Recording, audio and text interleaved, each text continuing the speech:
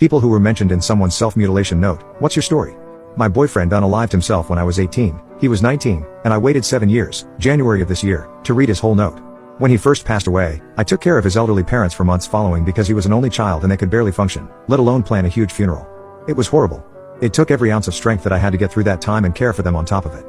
I found the note underneath a pipe, that I had lent my boyfriend, which he had hidden in a false bottom compartment thing in the center console of his car.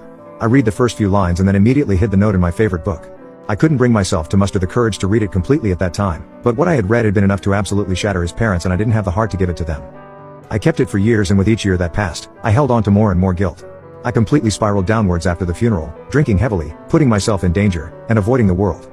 I moved halfway across the country, maybe to start fresh or maybe to run away, I don't know.